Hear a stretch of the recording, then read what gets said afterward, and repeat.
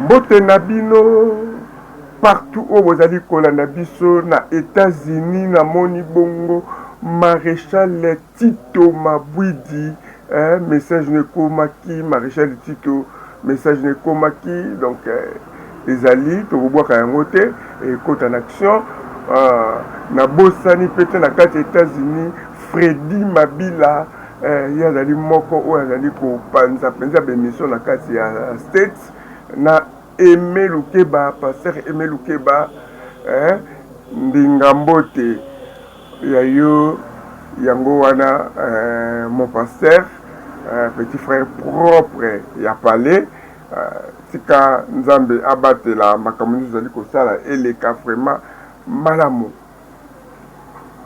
Boza ebele, bozali kolanda kotuna lelo tokolobela nini nde bomoni na sujet toyele bino sujet na bino to émission na bino to pe rubrique na bino o bozo linga mingi o botuna ki magé to sala quelques émission moko mais lelo to memeli bino monganga lelo akolobela biso nini lelo monganga akolobela biso na o etali bokono oyo eyaka tango mwasi na mobali bazali kosangisa nzoto. Les maladies sexuellement transmissibles. Les maladies sexuellement transmissibles. Bokono oyo eyaka tango yo zali kotala ngai. Tango sangisaka nzoto na partenaire na yo. Ba bokono oyo eyaka. Pe nini tokoki kosala po to éviter yango. Lelo monganga akoloba na biso totiki esika epai ya monganga lobela biso nanu bokono oyo eyaka tango mwasi na mobali bali kosangisa nzoto. Merci beaucoup papa journaliste. Maladie sexuellement transmissible, c'est une maladie qui se transmet pendant l'acte sexuel, pendant l'acte responsable du foyer. Lorsque cette maladie se transmet à cet état que nous appelons une maladie sexuellement transmissible.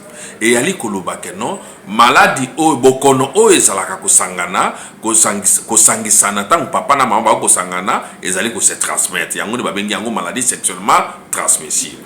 Et se transmettra comment?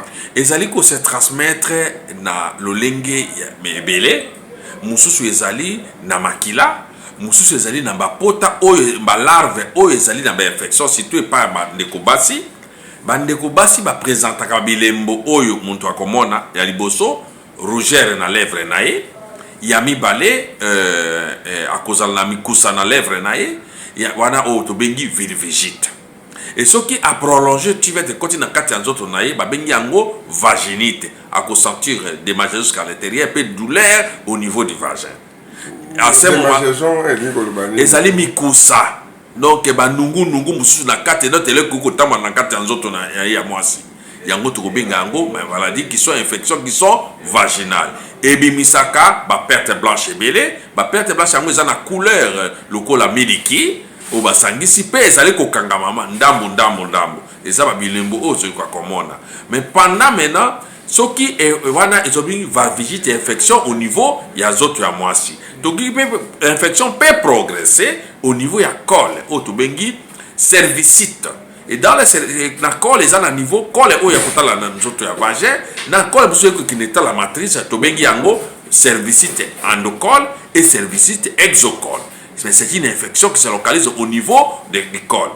Et celle-là est représentée au niveau de l'endocol, c'est ce qui ne kwazali komona pendant que aza kosala kosangana papa na mama bazali kosala kokutana mama papa comme maman komona que non azali na makila pendant les bains intimes to pendant les rapports sexuels, c'est une infection qu'on appelle cervicite. Mais ce qui est infection est l'équipe à niveau ya col et comme na kati ya matrice abengi endométrite, c'est une infection au niveau de l'endomètre. À ce moment-là, maman a constaté que mai moko ya pembe ezali kobima na nzoto na ya mwasi, mais ezali na solo ya mabe. Donc wana ezali signe que non, matrice ezali na infection et poli na kati to et baby na kati. Donc tobengi yango endométrite, infection au niveau de l'endomètre. Ce qui a progressé ti a juste traitement sous des comités na trompe.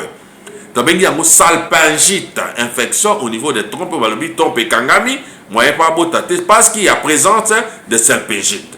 Donc, ce sont des infections qui se localisent dans le tractus génital et qui empêchent aussi la reproduction. Voilà ce qui peut se représenter comme signe chez les femmes. Chez les hommes, il y a des signes qui se localisent, il y a les signes urinaires. Kosuba passi, kosuba azosati buffet de chaleur, azosuba pe na bazela mibale, azosuba pe ba compte goutte, pe ezosuwa na kate. Ezali ba signe préliminaire où on va constater que la personne a l'infection urinaire. Mais s'il reste plus longtemps, l'infection va se migrer pour entrer au niveau de la vessie. Il va quitter le pubis, il va entrer au niveau de la vessie. Là, on parle maintenant d'une infection vésicale. Et cette infection entraîne maintenant kosuba, polykosuba, d'ailleurs, azosuba balébélé, polyurie, polycarie, c'est-à-dire muta kosuba balébélé, c'est une infection qui se localise au niveau de la vessie. Ce qui est l'équipe vessie est colonisé jusqu'au niveau des reins, on l'appelle pyélonéphrite. Une infection qui sépare au niveau des urètres, de la vessie vers les reins, qui peut avoir des complications néfastes au niveau rénal et qui peut vous amener d'autres infections que nous appelons calcul rénaux, calcul vésical, suite à cette infection qui est faite au niveau des voies urinaires hautes. Parce que dans l'infection urinaire, chez l'homme, nous avons deux voies, il y a l'infection urinaire basse et l'infection urinaire haute. Et voilà les signes que nous allons voir. Mais ces signes-là peuvent aussi avoir des signes liés à la sexualité. Donc pendant les signes de sexualité, vous allez constater que l'homme présente des dysfonctionnements sexuels, troubles d'érection, troubles d'éjaculation que nous appelons éjaculation prématique ou précoce. Nous pouvons aussi avoir quelqu'un qui éjacule de l'air, une éjaculation pneumatique suite à une infection en staphylocoque doré. Donc, à ce moment-là, mon pépé, ma foulou, mes spermes, mes alités. Parce qu'il y a une infection qu'on appelle les staphylocoques dorés très résistants. Parce que dans les infections, nous avons 4 types d'infections. Nous avons le virus, nous avons le bactéries, nous avons le parasite et nous avons aussi les champignons. Il y a un peu de stérilité dans moi sur le mobile.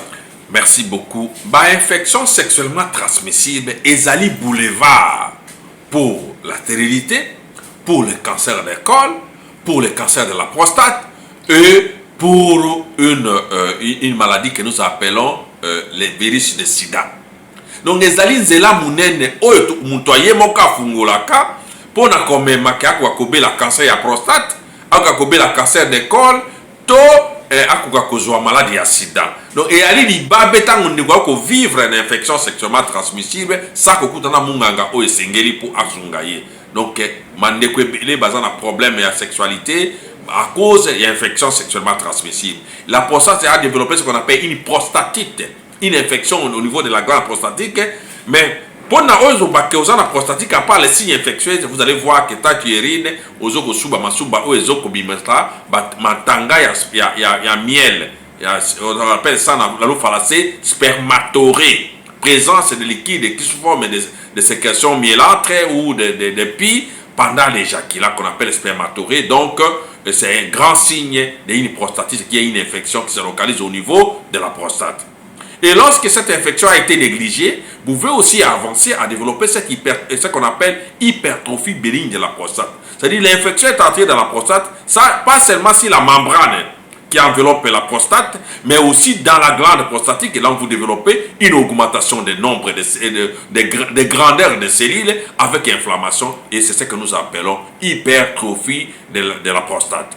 Donc voilà, les infections causent des dégâts énormes sur la reproduction, sur les maladies, sur les organes vitaux qui permettent à l'homme de se mouvoir, des capacités qu'il a sur le plan sexuel et sur le plan reproductif. Pour moi, si ton mobile est évité, à quoi ça? Et nous allons dans la méthode pour éviter l'infection sexuellement transmissible. Tant que allez, il faut consulter les médecins en couple pour que vous puissiez vous soigner et faire des mécanismes à laquelle éviter la maladie. Maintenant, ceux qui vous ont bien soigné, beaucoup vous en infection. Il y a l'hygiène corporelle, il y a ce que nous appelons l'utilisation des préservatifs pour des personnes que l'on ne sait pas identifier. Donc, on doit utiliser les méthodes de contraception.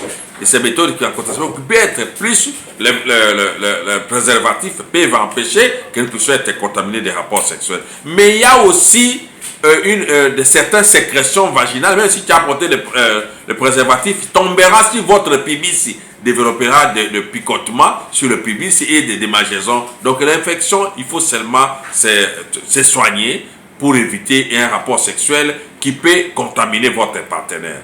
Donc, voir les médecins les plus proches et vous ne saurez pas. Si vous n'avez pas un médecin, vous pouvez contacter ou appeler le numéro 081 052 57 08.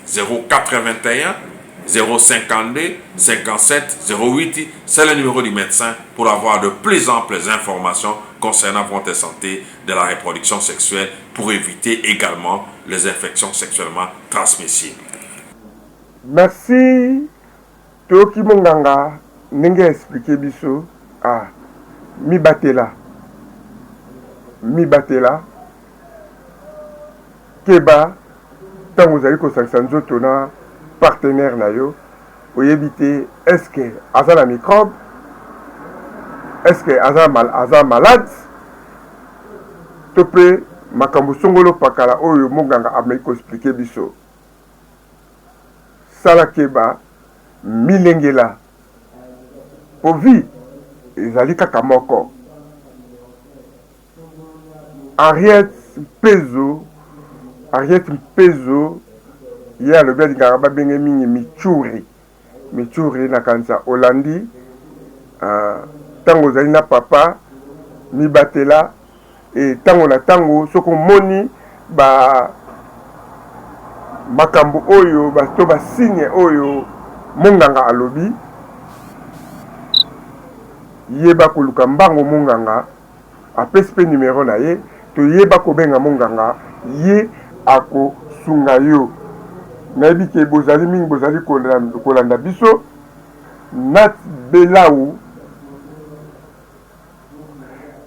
Belawa ozali kolanda biso pe Nat Belawa ami propre ya la chinoise noire oyo bengaka la chinoise noire Tricia Mbungu, la fille qui dérange. Moninga ya Nat Beloa nakanisa bolandi bozala mato ya koyoka boyoki nati bomi batela wana mosika na kati ya Belgique namoni leader Timba Nkoka nedi ke ozali kolanda biso pe mingi ozo partager pe mission continuer kokite te yebisa pe bato bakite te soki atali video akite te soki alaige te akite te soki asabone te tika mwa message ekosala bien ekoencourage biso lisusu mbala nsima tosala bemission toluka basujet oyo ekosunga biso lisusu makasi eza na makambo mike mosusu esotaka biso mais na kati ya bemission oyo monganga alobela biso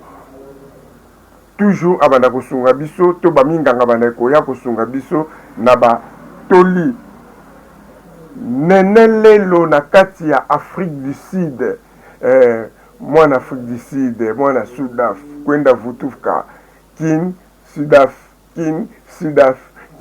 nene lelo yo ami ya tondoi ya nikete lelo te nene lelo bambote na yo kwenda vutuka na kati kaka ya Sud Afrique namoni Jenny Nyota mwasi ya bato ya papa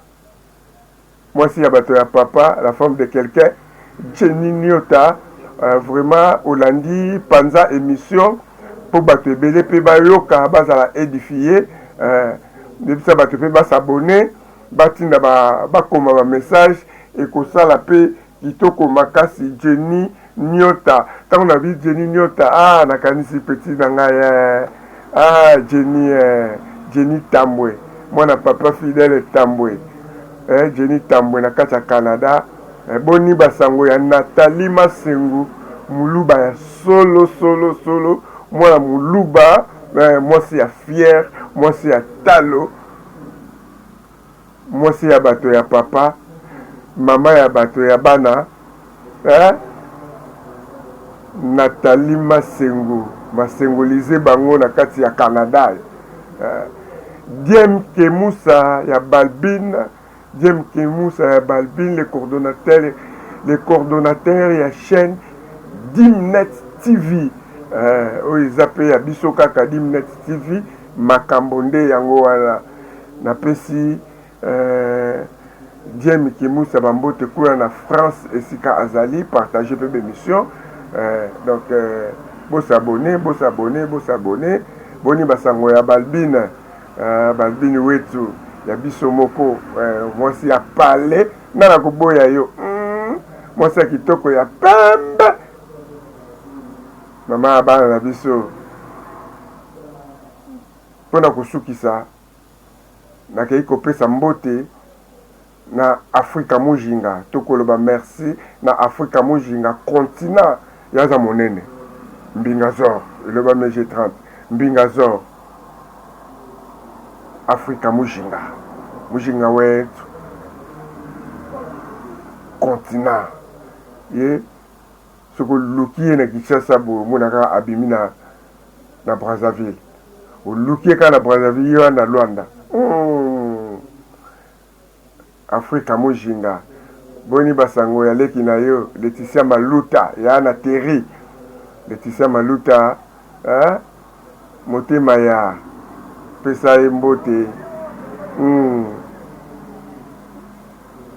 Terry yebisa fiancé aya kambango ko na bike nzamba osunga makambo nyonso ekoleka malamu tika nzamba pambola bino tokutani mbala ya sima na numéro mosusu. Ciao.